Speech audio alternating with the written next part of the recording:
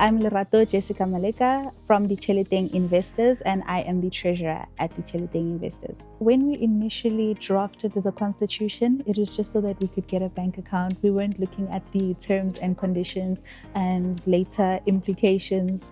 So through the program, we found several loopholes, and the constitution template that they've sent to us helped us to cover those for moving forward with our plans of how to invest, and just so we don't get ourselves into trouble with members and also with other organizations that we'll be investing with.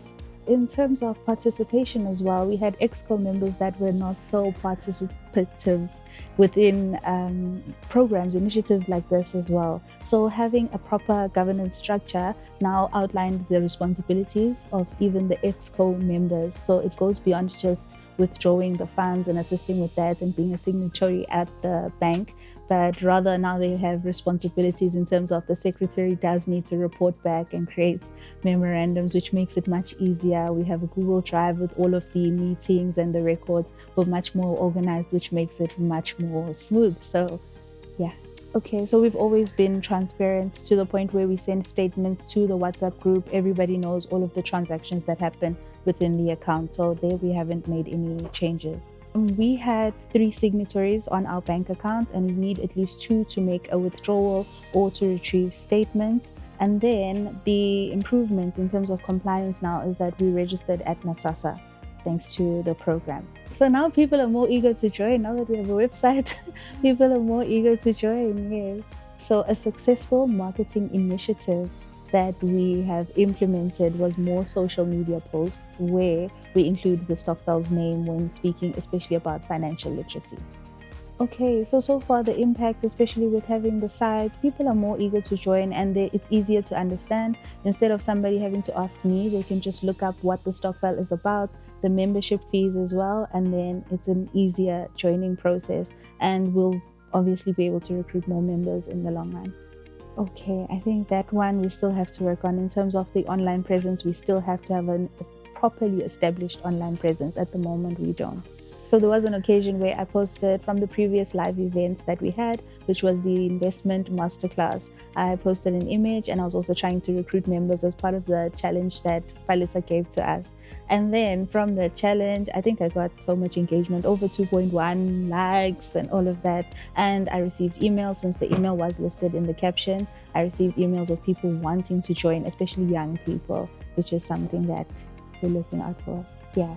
So in order to select better savings vehicles for our Stokvel, initially we just needed a bank with easy access, I guess, yes, in order to create a group account with multiple signatories. So that's what we're looking for initially. But now we didn't consider the interest rates from the different banks.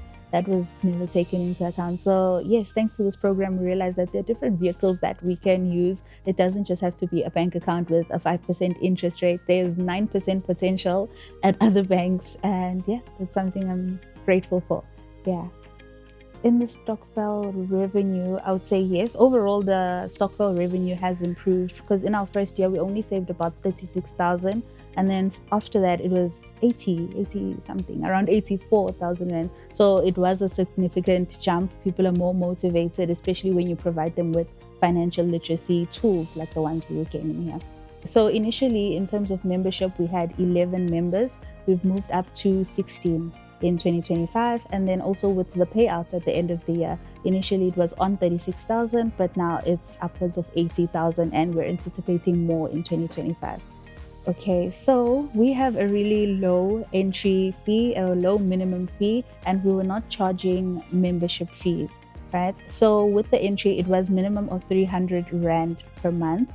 And now we're seeing people deposit even 6,000 Rand randomly. They're more motivated to save, which I love to see. Yes. Okay, so in terms of saving and investment strategies, I think I've become the resident expert, if I can say so, on those, because even at work, they've started a new Stokvel, and I was the one who was knowledgeable enough to advise them that no, there are other vehicles. Instead of distributing funds monthly, you can actually put it into your tax-free savings account, and telling them about the tax implications of doing a Stokvel now that rotates. And yeah, I've become the resident expert, which is fun. And yes, I see myself impacting other stokvels even outside of my own. Okay, we didn't really have a financial management issue going into the program. Yes, more a governance issue. Yes.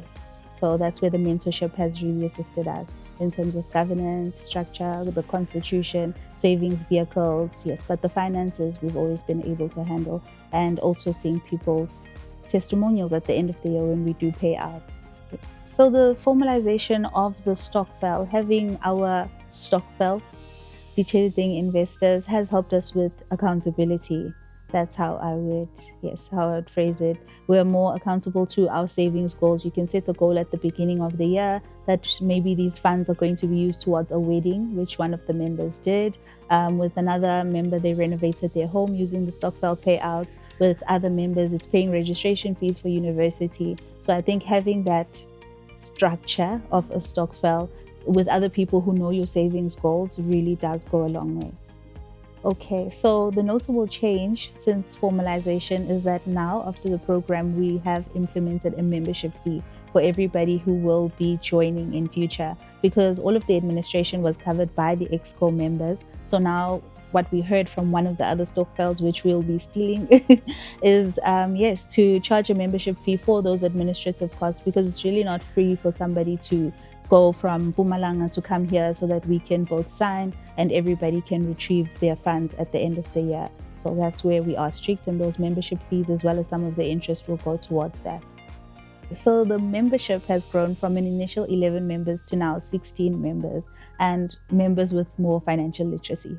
So the strategies that we've implemented for new membership, number one is having a good, transparent, and also a legally binding constitution has helped. It makes us look more professional. Having a website, all of the branding that we've received, it does help in recruiting new members, because they see that it's not a WhatsApp stokvel where people are going to run away with your funds. No, this is an organization and we run it as such.